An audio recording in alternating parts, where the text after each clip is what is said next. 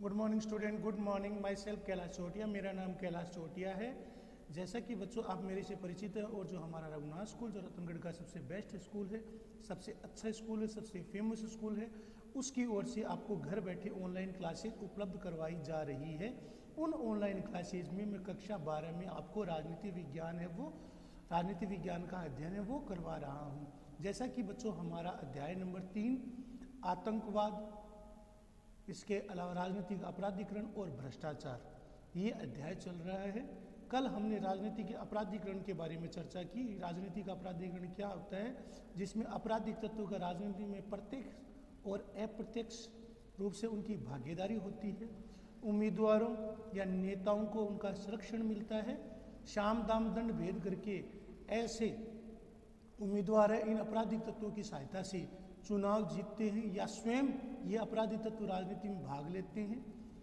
भाग लेने के बाद लोगों को डराना, धमकाना, बूथ कैप्चरिंग करना, जबरन मतदान करवाना, मतदान करने से रोकना जैसी क्रियाएं करके वो वोट हासिल करते हैं और जीत जाते हैं। और जीतने के बाद लोकतंत्र रूपी जो हमारा मंदिर है उसके पुजारी या मठाधीश भी बन जाते हैं। तो जैसा कि मैंने आपको बताया था, इसके अंतर्गत मैंने आपको कल एम.एन. वोहरा रिपोर्ट के बारे में बताया था। तो एम.एन. वोहरा रिपोर्ट का सार क्या है? भारतीय राजनीति के अपराधीकरण की गंभीरता को जांच पड़ताल और अध्ययन हेतु शासन द्वारा एम.एन. वोहरा की अध्यक्षता में एक समिति का गठन किया गया। समिति ने अपनी रिपोर्ट में कहा गया कि भारत में माफिया नेटवर्क, जो भारत का जो माफिया नेटवर्क है, ये एक समानांतर सरकार चला रहा है। शासकीय मशीनरी या राज्य तंत्र हाशिए पर कर दिया गया है। भारतीय मतदाता उनकी उदासीनता, मतदान के प्रति उनकी उदासीनता, अगंभीरता, अभाव शून्यता ने इस प्रवृत्ति को ज़्यादा बढ़ावा दिया है। माफिया गिरोह क्या करते हैं? वो स्थानीय नेताओं से संरक्षण प्राप्त होता है और उन्होंने गैरकानूनी रूप से लाभ प्राप्त करना शुरू कर दिया है। कालांतर में माफिया राजनेताओं का द्विगठबंधन, दोहरा गठबंधन, माफियाओं का और राजनेताओं का द्विगठबंधन त्रिगठबंधन में बदल गया है। इसमें त्रिगठबंधन में कौन कौन से आ गए? पुलिस आ गया, माफिया आ गए, अपराधी हो गए और राजनेता हो गए। इन्होंने इनका गठजोड़ होकर भारतीय लोकतंत्र को उन्होंने दीमक की तरह चाट रहा है, या दीमक की तरह वो इसके अंतर्गत जो हमारा लोकतंत्र रूपी जो मंदिर है, जो लोकतंत्र रूपी जो हमारा वृक्ष है, उसको दीमक की तरह साफ कर रहा है, दीमक की तरह उसको चाट रहा है। सार्वजनिक जीवन से इसको हम कैसे कम कर सकते हैं? राजनीतिक अपराधीकरण को सुझाव है, ये सुझाव है। तो सार्वजनिक जीवन से भ्रष्टाचार को मिटाकर राजनीतिक व्यवस्था को अपराधीकरण से बचाया जा सकता है। 1 नंबर पॉइंट हो गया। सार्वजनिक जीवन से भ्रष्टाचार को मिटाना, राजनीतिक व्यवस्था को अपराधीकरण से बचाना, ये शामिल है। दूसरा, भारतीय चुनावी राजनीति की प्रथम वरीयता क्या होनी चाहिए? न्यायपालिका, पुलिस और निर्वाचन आयोग और नौकरशाही की निष्पक्षता और जनता की चुनावी प्रक्रिया में ईमानदारी और सक्रिय भागीदारी से राजनीतिक अपराधीकरण को कम किया जा सकता है। ये 2 नंबर पॉइंट है और ये 3 नंबर पॉइंट। तो न्यायपालिका, पुलिस, निर्वाचन आयोग, नौकरशाही की निष्पक्ष होनी चाहिए, जनता की चुनाव प्रक्रिया में ईमानदारी से भाग ले, उनकी सक्रिय भागीदारी से ही राजनीतिक अपराधीकरण को कम किया जा सकता है, राजनीतिक अपराधीकरण को रोका जा सकता है। तो सार्वजनिक जीवन में भ्रष्टाचार की बिल्कुल जगह नहीं हो। भ्रष्टाचार को मिटाकर राजनीतिक व्यवस्था को अपराधीकरण से बचाना जरूरी है। दूसरा, भारतीय चुनावी राजनीति की प्रथम प्राथमिकता होनी चाहिए न्यायपालिका, चाहे पुलिस हो, चाहे निर्वाचन आयोग हो, चाहे नौकरशाही, इनकी निष्पक्षता बनी रहनी चाहिए। भारतीय चुनावी राजनीति है, प्रथम वरीयता होनी चाहिए। भ्रष्टाचार को मिटाकर हम राजनीतिक व्यवस्था को अपराधीकरण से बचा सकते हैं। और तीसरा सुझाव क्या हो सकता है बेटा?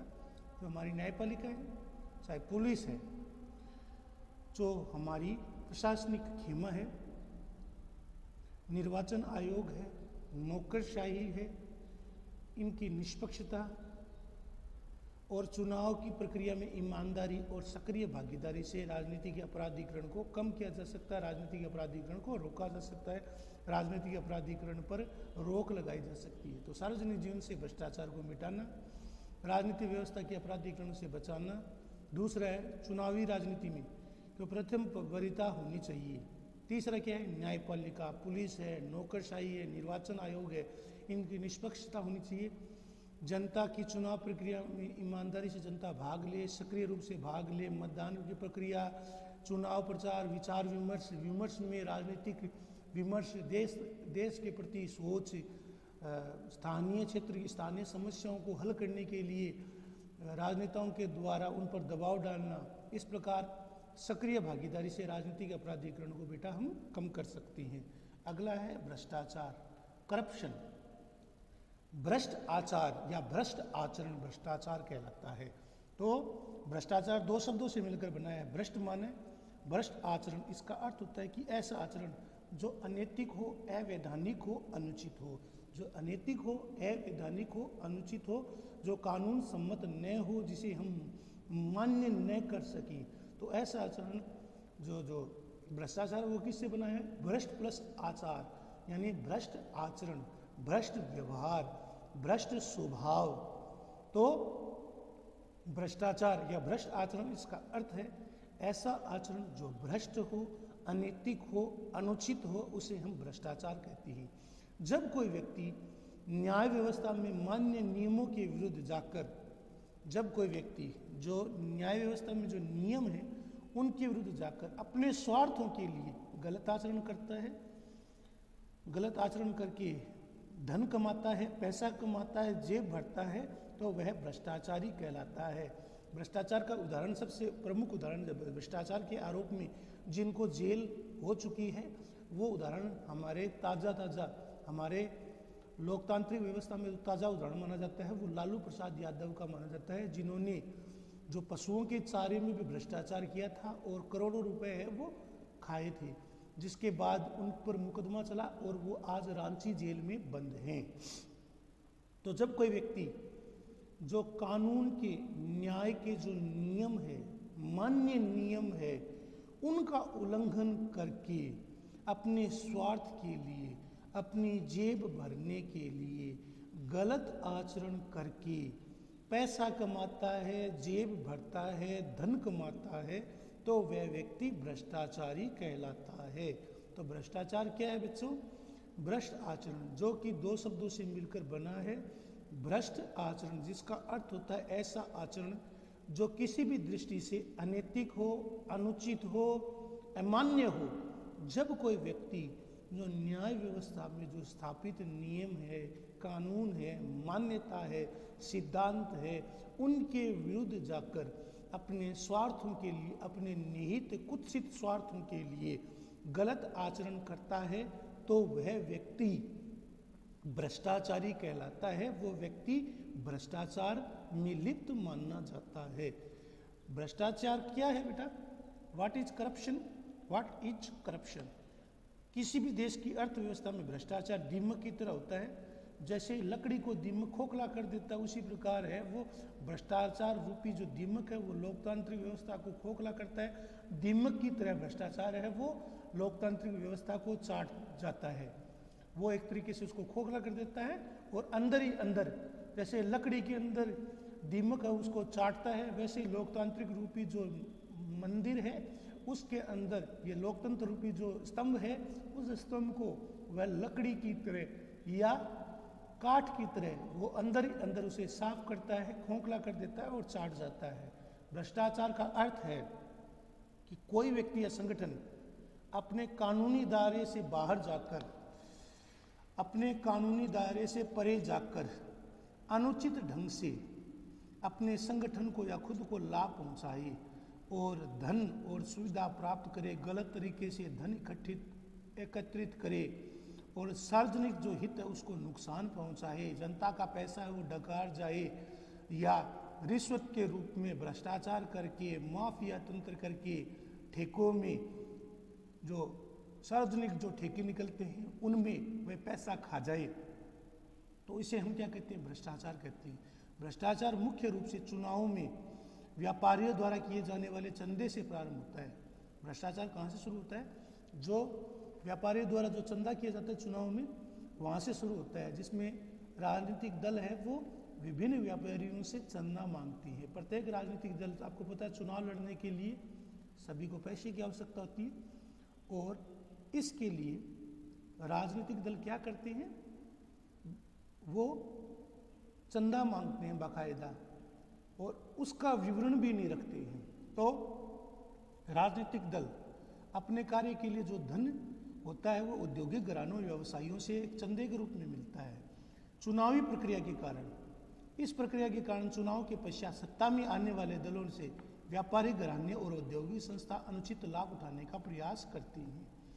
तो क्या करते हैं, तो जो ये बड़े औद्योगिक घराने होते हैं या व्यापारी होते हैं, वो चुनाव के समय राजनीतिक दलों को भारी भरकम चंदा देते हैं और इस चंदे का प्रयोग है वो उम्मीदवार अपनी जेब भरने के लिए कुछ खर्च करते हैं और कुछ अपनी जेब में रखते हैं और व्यापारिक घराने और औद्योगिक संस्था अनुचित लाभ उठाने का प्रयास करते हैं और यही से शुरू होता है भ्रष्टाचार। भ्रष्टाचार की व्यवस्था का शुरुआत है वो यहीं से होता है। भ्रष्टाचार के अधिकांश मामले किस में आते हैं, खरीद फरोख्त में, घटिया किस्म के बीज या अनाज खरीदना, अनुदान दान करने में भ्रष्टाचार करना, निर्माण कार्य में घटिया वस्तु लगाना, लाइसेंस प्राप्त करना, परमिट आवंटन, जो परमिट का आवंटन होता है उसमें भ्रष्टाचार करना, ऋण जो किसानों को मिलने वाला ऋण है उसमें भ्रष्टाचार करना, नियुक्ति किसी को राजनीतिक नियुक्ति या किसी को अनुशंसा के तहत नियुक्ति मिलनी है तो उससे रिश्वत मांगना, किसी का ट्रांसफ़र करने के लिए किसी का ट्रांसफ़र करने के बदले पैसे मांगना, ये सभी क्षेत्र है वो भ्रष्टाचार से जुड़े हुए हैं। तो भ्रष्टाचार की शुरुआत कहाँ से होती है? भ्रष्टाचार मुख्य रूप से व्यापारी द्वारा दिए जाने वाले चंदे से शुरू होता है। जब व्यापारी क्या करते हैं, चुनाव लड़ने के लिए, जब इसके अंतर्गत क्या करते हैं, राजनेता व्यापारियों से चुनाव लड़ने के लिए चंदे की मांग करते हैं। बड़े बड़े व्यावसायिक समूह है, टाटा है, बिरला है, अंबानी है, ये विभिन्न राजनीतिक पार्टियों को चंदा देते हैं और चंदा प्राप्त करने में भारतीय जनता पार्टी, बीजेपी और कांग्रेस है वो सबसे आगे रहती है। इस प्रक्रिया के कारण चुनाव के पश्चात सत्ता में आने वाले जो दल होते हैं वो इन व्यापारिक घरानों की पूर्ति करते हैं, इन व्यापारिक घरानों को लाभ पहुंचाते हैं, औद्योगिक संस्था अनुचित लाभ उठाने का प्रयास करते हैं और यहीं से भ्रष्टाचार की शुरुआत होती है। भ्रष्टाचार के अधिकांश मामले किसमें होते हैं? खरीद फरोख्त करने में, अनुदान या दान देने में, निर्माण कार्य में भ्रष्टाचार जिसमें घटिया सामग्री, सड़क का ठेका मिला हुआ है तो ठेकेदार से मिलकर उसे पैसा खाना और घटिया सामग्री है वो निर्माण कार्य में, सड़क में, पुल में, बांध में या अन्य क्षेत्रों में घटिया सामग्री लगवाना, लाइसेंस बनाने में, परमिट के आवंटन में, ऋण लेने में, नियुक्ति में, किसी को नियुक्त करना है तो उसमें भ्रष्टाचार, स्थानांतरण में किसी का ट्रांसफर करना है तो उसमें ट्रांसफर करने के बदले बाकायदा पैसे की मांग की जाती है राजनेताओं के द्वारा, क्योंकि ट्रांसफर करने का काम ज़्यादातर है वो राजनेता या मंत्री या विधायक ही करते हैं। तो जो विधायक होते हैं, मंत्री होते हैं, वो जो व्यक्ति है जो ट्रांसफ़र कराना चाहता है उससे भारी भरकम रकम लेकर उसका ट्रांसफ़र करवाने का प्रयास करते हैं।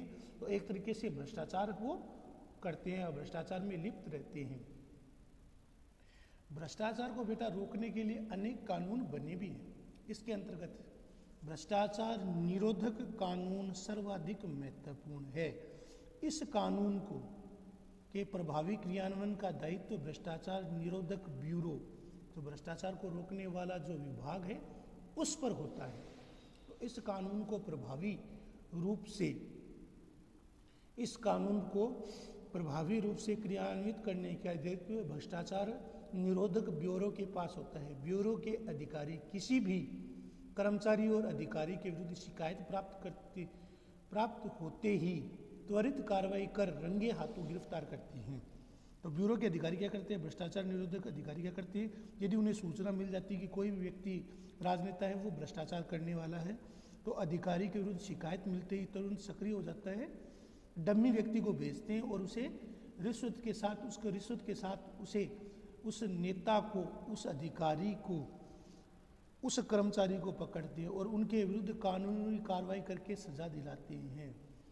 भ्रष्टाचार पर प्रभावी अंकुश लगाने के लिए सतर्कता आयोग प्रणाली भी लागू की गई है। इस प्रणाली के अंतर्गत प्रत्येक विभाग में एक अधिकारी को सतर्कता अधिकारी बनाया जाता है। यह अधिकारी भ्रष्टाचार से संबंधित जितने भी मामले होते हैं उनके विरुद्ध कार्रवाई करता है।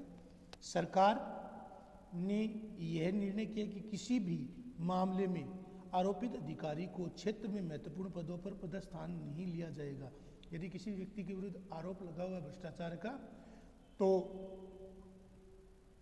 ऐसे मामलों में आरोपित अधिकारी को क्षेत्र में महत्वपूर्ण पदों पर पदस्थान नहीं दिया जाएगा। आज जब मैं आपसे बात कर रहा हूँ 20 नवंबर है, तो आपने कल देखा होगा कि बिहार में जो मेवालाल चौधरी है, जिनके विरुद्ध उप कुलपति रहते हुए भ्रष्टाचार के आरोप लगे थे और भारतीय जनता पार्टी सहित राजद ने उन पर दबाव डाला, जिसके कारण कल उन्हें 3 दिन में इस्तीफा देना पड़ा।